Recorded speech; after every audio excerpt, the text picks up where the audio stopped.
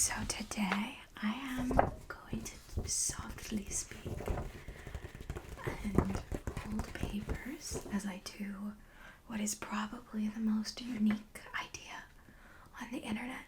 Never been done before, never thought of, no one's ever thought to do what I'm about to do, especially not in the AveSMR world, not on the internet, nowhere. It's the first person to ever come up with this idea. But I am going to be reading you Reddit stories that I printed out. But I printed out, I think, about 4 Reddit stories, some just like random comment threads. So if you've ever wanted to hear a dyslexic gently read out loud to you, tonight's your night. So sit back, relax, and enjoy.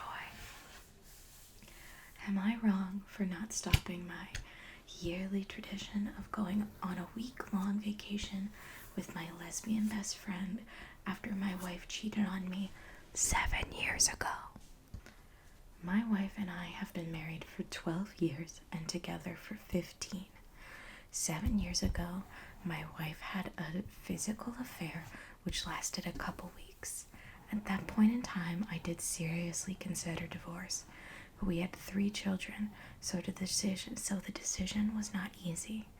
Our children loved us both, and it would have been traumatizing for them to live in a broken family at such a young age. So this is 5 years into their now 12 years marriage, and 15 minus 7 is 8. 8 years into their now 15-year relationship. I ultimately decided to stay with my life. I ultimately decided to stay with my wife because she really did seem remorseful and was willing to do any steps of reconciliation I had asked for. I told my wife I deserved a week-long vacation with my best friend Sophie to take my mind away from all of this. My wife instantly agreed. For context, Sophie and I have been friends for decades. We met in middle school, and we have been close friends since. Sophie came out as a lesbian in college. When I asked Sophie about the week-long trip, she was instantly down to do it. We barely spent any money on the trip. It was pretty much a road trip, with occasional stops at hotels. It was really therapeutic and brought back good memories because Sophie and I used to take a lot of these detours in high school and college in broken down cars. When I came back from the trip, I was refreshed. I thanked my wife for taking care of our kids and told her she deserved to take a week-long trip with her friends. My wife took a trip with her friends later that year.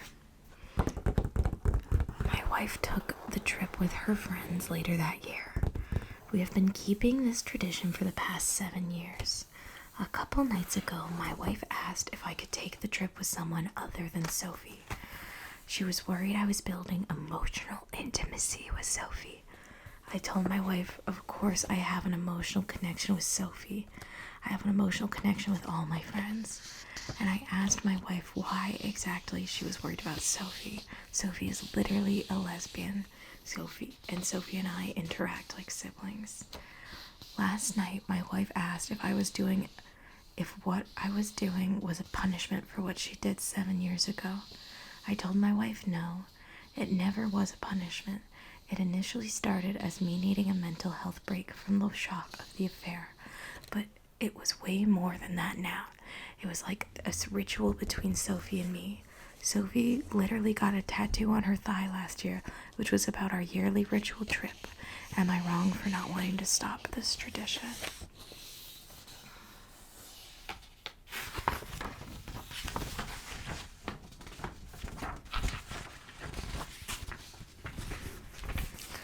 And I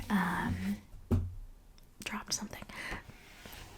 But I printed out a few comments, a little collection of comments to read through, and I did get to see most of them as I was picking them and printing them, labor.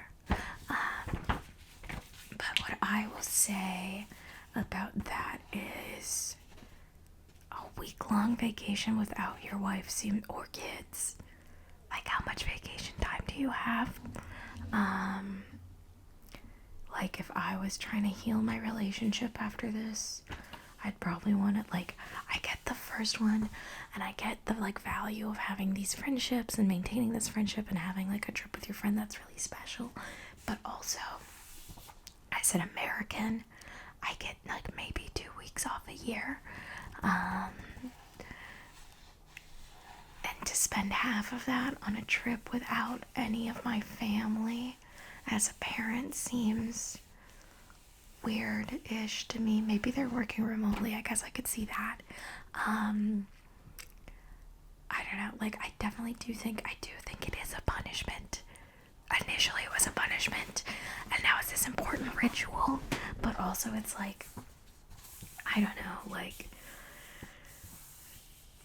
I just couldn't, like, it's hard to imagine going on, like, a true vacation without my partner. So that's, like, what is, like, weird for me, and I feel like you're losing that intimacy in your marriage by having it with someone else, by doing an annual trip with them if you're not also traveling with your wife and family. And also, it's, like, really, like, I feel like it would be really nice to travel with just your spouse, even though you do have kids, like, not make every trip a family trip, which I know is controversial, but, like, that's a little treat, and it's like, I don't know, you're using that on someone else. But I don't think it's a sex thing. I think it's like a intimacy thing, and, like, maybe showing that the cracks never really healed. Excuse me. Maybe showing that the cracks never really healed in this relationship. Okay. Comment from Nearby Cow. Question: do you and your wife do anything together? Like, is your wife your best friend, and are you her best friend? You stayed with her last time, quote unquote, for the kids, but maybe it's time now to reevaluate whether you actually like your wife or if you're just comfortable with how things are. I think that's, like, pretty on the nose. I think it's more, like, a little more complicated, but, like, do you like your wife? Do you want to spend time with your wife? Another comment is, honestly, it sounds like she always thought this was a form of penance, and now she's asking if she's done enough, which means they potentially have had 7 years of misunderstanding to clear up about this relationship. And then someone responds this. She said yes to relieve her guilt because it was always a punishment, quote, in her eyes. That's a parentheses, in her eyes. Does OP take intimate week-long trips with his wife? Does he enjoy time with Sophie more than his wife? I could see that being an issue. I did notice he never mentions any trips with his wife. I'm getting the vibe that from how he phrases the details around staying together that he probably doesn't care to take trips with her or be intimate with her. I imagine his relationship is purely, quote, for the kids, whether or not that's healthy is another question. I agree, I don't care what anybody says. If you get back with your significant other, if they cheated, you never fully trust them again. Even if you say out loud, I trust you, you will still be wondering what this person is doing and who they're talking to. Even though he stayed, he still doesn't trust her. The trip probably started out as a punishment, but it's probably just about him doing it him now because he realized any trust he had in her was gone. Agreed, and in that case, OP is wrong. Kids know when they're living in what amounts to a DMZ. Either both OP and his wife go 100% on reconciliation, or they divorce. Better to grow up in 2 hopefully stable homes where there's love than one forced home with less love than there are palm trees in Antarctica. Wow. And then the other 2 comments that I saved were, that was the first thing I thought of. The wife thinks that she's done her time, that you don't need to go off with your lesbian friend anymore. The wife believes that it's been years and that OP stayed in the relationship, so obviously they should be over it by now. That trip has absolutely nothing to do with OP and everything to do with some sort of weird punishment. NTA, like, at all. In fact, if it was me, I'd be going on those vacation at least twice a year. OP, you are a better person than I am for staying with your wife after that. You should have a wonderful time on your trip with your best friend, regardless of their genitalia. Except it doesn't sound like the wife has an issue with the trip itself, but the person who OP usually goes with. I think there's a lot I agree with and a lot I disagree with in there. I think, like, we don't really know what the home life of these people is like, but, you know, if we're going the dramatic way of OP does not love his wife anymore, he's just sticking it out for the kids. I mean, like Taylor Swift said, stick it out for the kids will only break their hearts worse. I have no first-hand account or experience with this, so I can't say either way what's the right thing to do, both in regards to staying in a relationship here. I feel like I'm not gonna get into like the details, like, because all relationships are nuanced, so we don't have to like zip into these, but I don't have any personal experience with staying after being cheated on or having to forgive something big like that. But, you know, if the trip is a sign that, like, he doesn't forgive his wife, that's a bigger problem. It's been 7 years, so how close are these kids to 18? Are you just counting down to the divorce at this point? But from the sense that, like, the wife's biggest problem seems to be that it is with this friend Sophie. I think it's not really a sexuality thing. It's like you know, I guess maybe this is a little, like, I don't know, cold of me, but I feel like, you know, like, there are hierarchies in people's lives, and there's, like, the person you share everything with and feel the most comfortable with, and for me, you know, that is my partner, and that is what, like, partnership means to me, is that, like, that is my best friend, and that is who I want to do everything with and share everything with, and it's, like, sometimes even hard to do things with other people that you want to do with your partner, because it's like, I just wish my partner was here, no offense, but I like them more than you. Maybe there's some building resentment between the wife and Sophie because Sophie's taking on that role. And it really has nothing to do with, you know, like, her being a lesbian is completely, like, not even a factor here, because it's just like, she's not her husband's number one, and that's painful, and maybe that's not what she wants out of the marriage. Okay, and then I went on Ask Women, because I love to hear from women, and chose a couple answers from what is your "this is my bad idea but doing it anyway" story. One time I saw a shortcut on Google Maps that would supposedly save me 15 minutes on the way home. It looked a little sketchy, but I thought, screw it. What's the worst that could happen? Well, the worst that could happen was me ending up on a barely paved road and that gradually turned into not a road at all. At one point, I was basically off-roading through what looked like a horror movie setting. Just me, some abandoned sheds, a single cow watching my bad decisions unfold. My car's GPS started glitching. I lost cell service, and I genuinely started questioning my life decisions. After what felt like an eternity was probably 25 minutes, I finally found my way out. Did I save time? No. Did I learn my lesson? Also no, because I did the exact same thing a month later. Happy you are okay. This sounds like the annual stories of people driving across states and following their GPS and ending up stranded in the desert or on an abandoned road in winter. Usually one of them dies trying to walk to get help. I remember hearing a story, I don't know if it was true or not, about a woman who turned into a river and almost drowned because her GPS said turn left here. WTF is up with not looking around before you take a dumb machine's word for it. And what would happen if she turned into another car or turned into a semi-truck carrying several tons of wires, concrete, barrel? This person is being So dramatic. Situational awareness, it's not just a good idea, it's the law. Okay, maybe not the law, but the law of the jungle. That person annoys me. Hooked up with a guy that I thought I would never see again. He hit me up a few days later asking if I wanted to go out of town with him for 5 days. Mind you, I only met him once, just for a couple of hours. I said yes because YOLO. That was back in April, and we're together now. That was 9 days ago. It's, what month is it? March. This was end of February. They're almost at their year anniversary. Congratulations. I guess what I would say to that is always have an out. Always share your location with friends.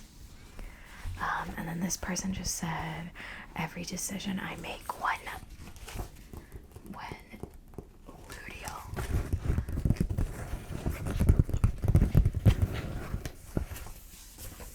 Which is funny and slightly problematic. Us hormonal gals, that's why we'll never be president in this country. Okay, and then I didn't read this full one. Is this the one from? Oh, she is a thick boy. I didn't read this one. I didn't save any comments from it. So we'll see if it's awful. WIBTA, would I be the asshole in Reddit lingo if I don't share the inheritance that I received from a friend with her daughter? I, 32F, recently came into an inheritance when my neighbor and close friend Valerie, female 68, died. I met Valerie when I moved into my condo in 2018, and she became my next door neighbor. Our places are on the top floor and have almost connecting balconies. We used to spend every Saturday morning outside taking care of our plant babies and chatting. I had learned that Valerie had been a widow since she was 55. I got the impression that she had married young and never had a true chance to learn who she was until after Gary died. I had always thought that Valerie was alone in the world. Turns out Valerie had one child, a daughter, Sam, female 44. However, they had been estranged since the early 2000s. The story that Valerie told me was that Sam had come out as gay when she was just out of high school. This did not sit well with Gary. He told Sam that she was no longer his daughter and kicked her out, telling her to never contact them or come home again. So we hate Gary and we're glad he's dead. I'm sorry, these are real people, but homophobes. The whole situation broke Valerie's heart, and it was the biggest regret in her life. She told me that she had wished she had tried to fight for Sam, but she was so shocked that she watched the whole thing happen without saying a word. Not a good look for Valerie either. When I had first heard that story, I asked if she ever tried to reach out. Valerie told me she hadn't because she didn't even know how to try. So I did some internet sleuthing and found Sam on Facebook. It turns out Sam had managed to build a good life for herself. Go Sam! I helped Valerie draft a heartfelt message to Sam. Valerie apologized for everything and told Sam how much her perspectives had changed over the years. Valerie also asked if they could try to build a new relationship. We sent the message and saw that Sam had seen and maybe read the message, but Sam never responded. About a month ago, I got home from work to find Valerie passed away on her balcony. She had suffered an embolism. I sent the link to her obituary and memorial page to Sam. I didn't see Sam at the funeral. There's a lawyer handling all of Valerie's affairs. I thought that I would simply grieve the loss of my friend and eventually would have a new neighbor. I never expected me to be the only person who Valerie mentioned in her will, let alone to have been left everything. A few days ago, Sam messaged me. She was upset and demanded that I give her Valerie's things. Claiming that I took advantage of an old widow. I was upset when I first read Sam's message. Who does she think she is? She hasn't spoken to Valerie in literal decades and never responded when Valerie tried to reach out. Now Valerie is her mother, and that entitles her to Valerie's stuff. Now I wonder if I should do something for Sam. I go back and forth if Valerie would want me to. Valerie knew where Sam was. She could have included Sam somehow. The lawyer I talked to said that the inheritance is completely mine and Sam has no claim. But should I give Sam something? Yeah, I think everybody, I remember the rating being like, no, you're not the asshole. But I feel like, in my glimpse of this that I'm getting, I think that Valerie probably would have wanted to give Sam something, even if it's just out of guilt. But it sounds like Valerie's biggest regret in life was not taking care of her daughter when her daughter needed to be taken care of, and it's a hard world now. So, if she can make right by that in some way, I don't know. I think this person's just being a little entitled to Sam, Valerie, even if she wasn't the aggressor. I mean, oh my god, I hope I don't get hated on. This is scary. Why do people make podcasts like this? But I think getting disowned by your family because of your sexuality at any age, but especially fresh out of college, that is a horribly traumatic thing to go through. And I'm sorry Valerie felt bad about it and tried to reach out and couldn't make it right because Sam wasn't ready. But I don't think we'll ever understand the complexity of what Sam was going through at the time, especially because we're not getting Sam's side. We don't even know what Sam's asking for. Maybe Sam wants mementos, to find her own sense of closure. And I just think that this person is being a lot. I know it's been decades, but they're the kid. And I'm the kid. Well, my parents haven't done that, but I only have the perspective of a kid. But I think Sam's entitled for time to heal and to take this on their own terms, since so much power was taken away from them in that situation at such a young age. So there's an update. We'll see if anyone reclaims themselves, but there's a lot of pages, so maybe okay, update. Thank you to everyone who has commented and given me the outside perspective that I needed. Okay. I am shocked at the volume of people who have reacted to this. I was only hoping to have a handful of responses to help me think. I didn't want to clarify some things I wasn't able to because okay. Timeline of events. Sam was kicked out in the early 2000s. I think it was 2002. Gary died in 2011. Valerie sold the family house and downsized to her condo in 2013 because the house was too big for her. I moved into my condo in 2018. I learned about Sam. Valerie wrote the letter, and we sent it to Sam in 2022. Valerie retired and had her will and estate set up in the end of 2023. Valerie died on January 23rd, 2025. So this is fresh, and I'm sorry that this is fresh. The funeral is January 31st, 2025. I messaged Sam as soon as the funeral arrangements were finalized. Sam messaged me this past Sunday, February 23rd, 2025, to clarify some questions people had about the estate. It's currently in the formal probate process.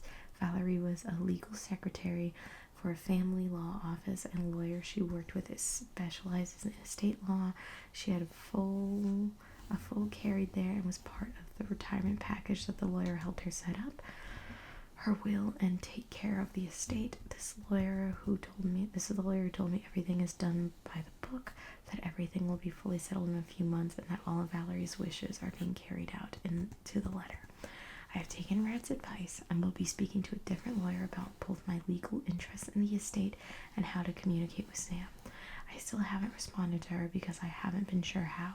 Her initial message was extremely harsh and attacking. We haven't gotten any quotes from the message, so I don't know what she said.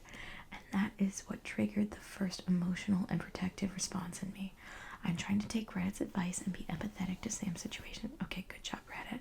However, that is challenging because Sam has continued to send me a few additional messages demanding that I respond and calling me a heartless bitch and homophobic bigot, among other things.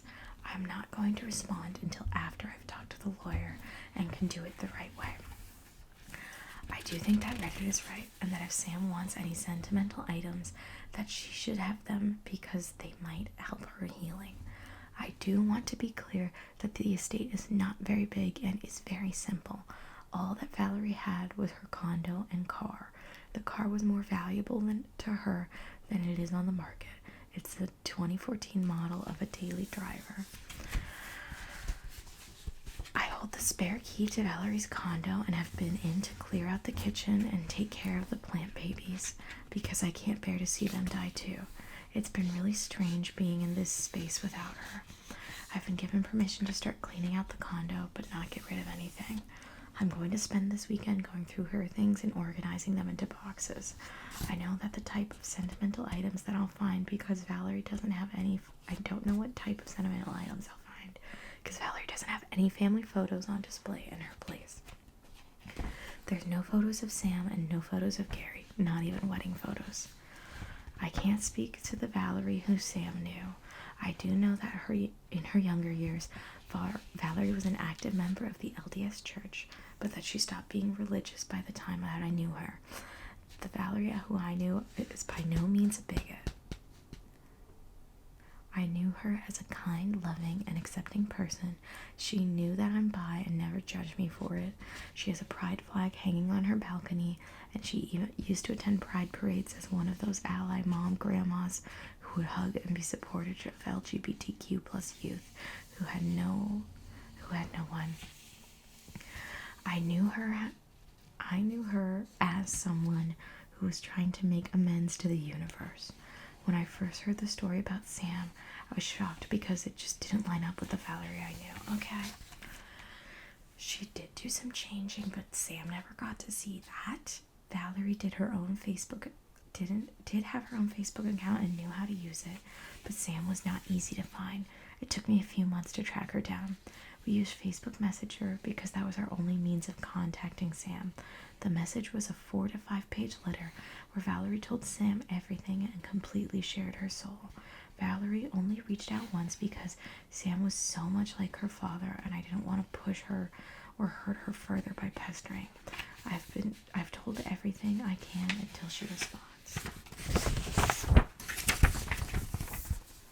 The only direct communication that I've had with Sam was the Facebook message I sent to her about Valerie's death. I think that covered everyone's questions. Thank you for providing me with new perspectives. It's been helpful. There's been interest in all of this, so people want any further updates after probate, I'll try to provide them. So it sounds like they're in probate. I think, based off of the Valerie that this person is explaining, who is not the Valerie that her daughter got to know, I think you should try to give something to Sam. I don't know what her demands are. I understand that it's emotional and stuff, but maybe make the amends that your friend never could, instead of being super standoffish about this. It's you don't need these things, no one need, I don't know what the correct answer is, but I'm very sad for this mother-daughter duo. And then the last one I got off of Best of Redditor Updates. I also didn't read this one, but it didn't have any trigger warnings on it, so I figured it would be appropriate and a nice long one to chew on. So, TIFU. Today I fucked up. Redditor speak. getting fired because I cried. Okay, so this happened about 2 hours ago. First of all, a little backstory. I'm a 25-year-old male who lives in Iran, which is a very shitty country to live or be born in. His words, not mine. Everything here sucks. This guy's going really in on his own country. Everything here sucks, and it's incredibly hard finding a job. I have been unemployed since COVID hit my country, and just recently I managed to find a job. COVID is still raging here since they won't vaccinate us, so most times we work from home. I dated this girl for about 9 months, which I know isn't a long time, but since I'm leaving the country in a few months forever, I really invested myself into this relationship because we planned to leave together, and everything was going so smoothly. My anxiety was practically gone, and I was really happy after a really long life of being depressed. Yesterday, out of nowhere, she breaks up with me and tells me that she isn't feeling the relationship anymore, and that I'm a really good guy, and she doesn't want to hurt my feelings in the long run, which destroys me, but I understand. I tell her to give us another chance, and she says no, it's better this way. She's a very honest person, so I believe her and leave. I accept the outcome, even though I immediately started crying. Anyway, today I'm still pretty bummed out, but I gotta go to the office for a couple hours, and my boss is there to help me, which is a big relief since I really didn't feel like working. I take a smoke break and get reminded of some memories, and I start crying a little bit. I go back upstairs, and my boss immediately finds out I've been crying and insists on me telling him what happened, which I do. He looks me dead in the eyes and says, "Wow, you're crying over that? Such a weak person. I don't think you're a good fit for the company. If that's the stuff you're worried about, I think you should leave." At this point, I start laughing, because it's clearly a joke, right? Right? Wrong. He looked at me like I'm insane and asked me to leave immediately, so I pack up my stuff and do as I'm told. Yesterday, I had a girlfriend whom I loved, and a job and a good future ahead of me. Now I'm just a guy who has to leave his country and everyone he loves because he was born in one of the worst places possible, and he's doing it completely alone and broken. Honestly, maybe boys should not cry. I get where he's coming from. You should be allowed to cry. That's very sexist. And the world would be a better place if we were all in touch with our emotions. So, TLDR, my girlfriend broke up with me. I opened up to my boss, and he thought I was weak, so he fired me. Edit. Wow, you guys made my day 1,000,000 times better. Okay, I'm glad this is working out for him. I give you all hugs and golds if internationally usable credit cards were a thing here, and I could buy Reddit coins, but since that's not possible, I'll send all my love. Edit 2. Holy shit, this blew up. You guys are amazing. Thank you all for the awards and kind words. I have learned so much by reading your replies, and have definitely gained a few new perspective on my life. I will cherish your words forever. Also, I'm sorry if I can't reply to all your kind comments. I will try my best to reply to as many as I can. Also, for people who ask, I'm moving to Germany on a school scholarship, and will definitely update all you beautiful people. Much love to all of you. Okay, so I feel like we're on an up right now. I do feel like changing countries, I cannot imagine that's going to be so scary, but this guy seemed like so miserable in his life, so like going anywhere else, like I feel like I've said this about kind of like moving, just because I've lived in like different parts of the country. It's like it is the easiest to change when you change your environment drastically. So I hope that a big move can like help this guy who seems to have like had a long life of like, I don't know, big feelings, negative feelings, kind of like grow. So there's a couple comments. Not a fuck up. It provided you with a direction your life should not be going with that girl nor that company of employment. This is a great step in the right direction, a direction that may seem invisible to you right now, but you will get there by just following through with your plan. This quote-unquote fuck-up, as you call it, is actually cleaning things up for you so you can leave Iran without anything tying you down or holding you back. I think that's a very uplifting and hopeful comment, and I agree. Yeah, everyone's being really nice. A few months ago, I had an employee hit a really rough patch with his lady. He called me up in the middle of the night and asked if I could pick him up because he had to leave his house.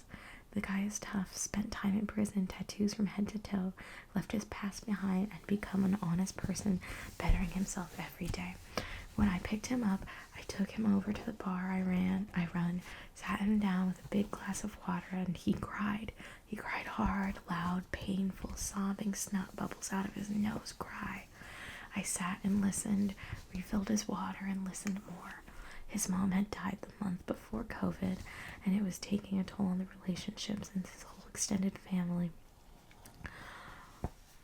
All shared the same roof. I never thought less of this man, not even once, because he showed that side of him to me. I'd make sure he got back home okay once he cried it out, because Ren calmed down, and the next day he worked. He came into my office, gave me a hug, and said, "Bro, I've never had a boss like you, man. You have no idea what that meant to me. I have no one else to call. Thank you, man. Bro, I love you for what you did. TLDR, I had bosses like yours that they taught me to be a better person. Good luck on your journey." Yeah. Be a good person. Like, show love to people, compassion, Clearly some problems here. Okay. An update. I contemplated not making this update because it's not the type of it all worked out in the end update, but since I promised you one, here you go. Okay, I created the original post. It was me shouting in the dark. I didn't expect it to blow up, but it did. You guys helped me through a lot of my anxiety. A couple people even stayed in touch, and I gave them updates here and there. I wish I could have told you that things worked out. I'm happy in Germany, starting a new life, but that didn't happen. I will break up the timeline so it's easy to follow. September 21, 2021. I found a job a month after I posted the original thread in a company based in the US. It was a remote job, but the CEO was Iranian. We were not documented, which is fine because most of the time Iranian CEOs hire people outside the US to pay them way less. This happens a lot. The pay was about $160 a month, and we had no benefits, but whatever. I was trying to save money to get out as soon as possible. March 2022. I started applying for schools in Germany and was confident I would get in because a couple years ago my brother went through the same process and got in easily. I applied to 9 universities. A few rejected me because of my GPA, which is fair, and a few others accepted my application. Now, at this time, my undergraduate degree isn't ready because in Iran, it takes a ridiculous amount of time and effort to get your degree. May 2022. A small protest happens outside my school in support of a girl who was sexually assaulted, but since the asshole who did that to her had a powerful dad, the girl got arrested and he didn't face any consequences. Oh my god. Also, since no news outlet covered it, we all gathered to support her. Long story short, I was arrested and expelled, which resulted in me not getting my diploma. No. Naturally, in a couple months, the 2 schools that accepted my provisional application without my degree wanted my degree. I couldn't provide it, so understandably they had to move forward with other applicants. I also left my job because I realized we were being overworked for little to no money. Whenever we asked for a raise, they always find a way not to do it, and honestly, the CEO had promised every employee that he'd help them move to the US at some point, which is obviously a lie, and they just wanted us to work for them as much as they can until they can afford actual on-site employees. Things are going down. I'm very sad. September 2022, protests break out, and I leave Iran for a neighboring country because it will not be safe for me since I'm fairly active on social media about the whole situation, and a few thousand people follow me. 3 days after I left, They showed up at my house back in Iran and demanded to arrest me, but luckily I wasn't there. If I go back to Iran, I won't make it past airport security. For the past 2 months, I've been trying to find a job but haven't been successful. I have a half-decent resume, but I keep getting rejected because of the country I'm in right now. I'm exhausted and out of options. I'm burning through my savings, and in a few weeks, I'm either going to have to be homeless or go back to Iran and get arrested. I'm in a really dark place, and I have little to no hope for what's to come. I miss my friends and my family. I just wanted a normal life. I know I'm being pathetic, and I don't want to post this.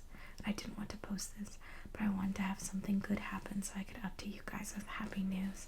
But everything keeps getting worse. This will probably be my last post on this matter and on Reddit. Sorry if I let you guys down. Now, it's best of Redditor update, so I'm really hoping this turns around. I thought it was gonna be cute. Okay. Comments are: go to an embassy and seek asylum somewhere. Whatever you do, don't go back to Iran. Okay. I don't think I can do that since there's no record of me being arrested or even the arrest warrant. They do that so you specifically can't request asylum. A good lawyer can probably get the records, but I can't afford that.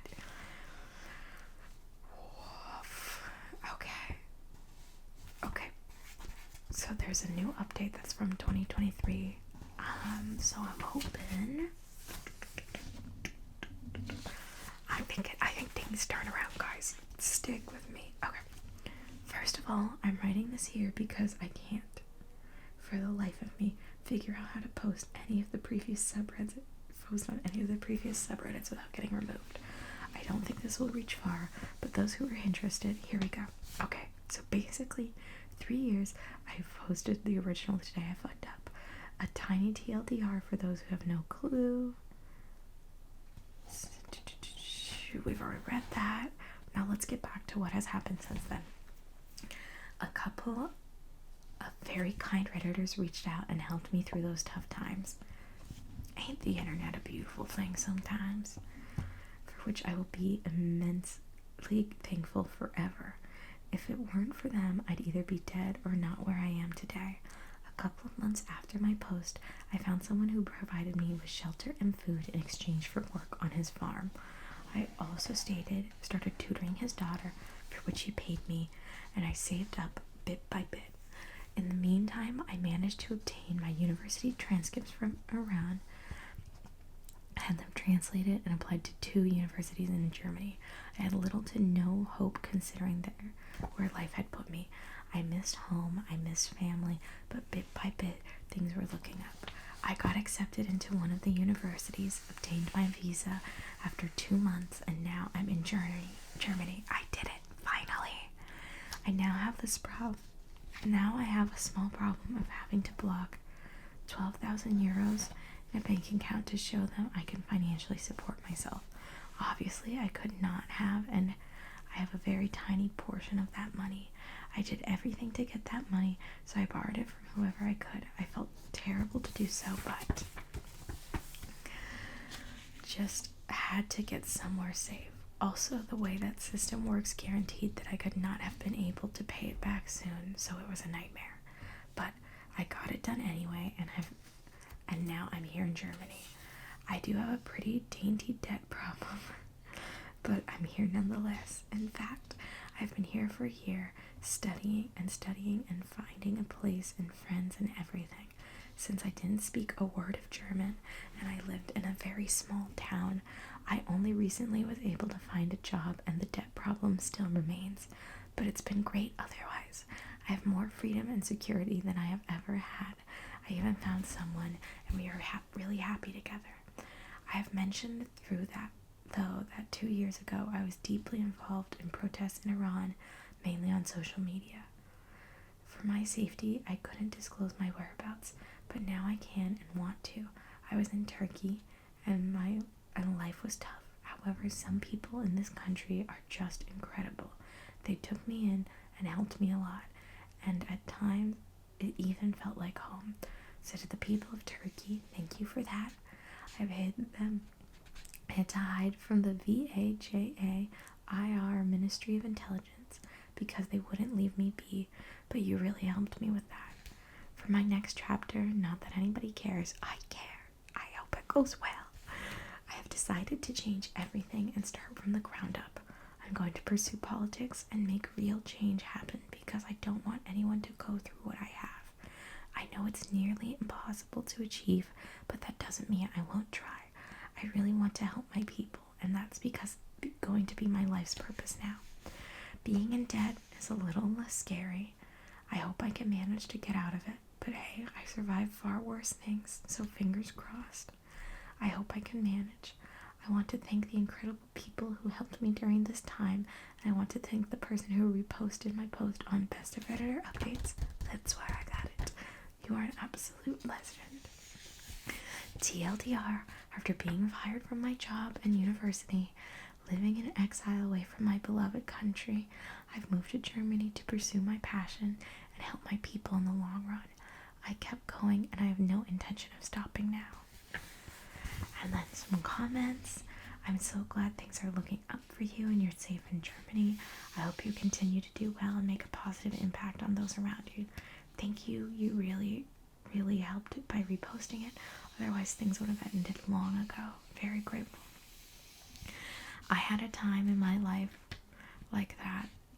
Nothing was as extreme as you went through, but thought about I don't know why I mumbled that. I don't know if YouTube's not gonna like this. Someone noticed and offered their friendship, and that saved me. Because of that, I try to find others who are in need and help however I can. It's part of the reason I chose to be a teacher. I know you'll do great things in the future, big and small. That's really heartwarming and beautiful, and I think a great lesson of life. Keep persevering. I guess there's a little part of me that thinks things will always get better, as long as you keep trying, and that seems like exactly what will be experienced, and I wish nothing but beautiful, bright things for them. I hope that first couple's marriage gets figured out. I hope that Sam is able to heal. I hope the lady who makes bad decisions in her rodeo cycle enjoys the other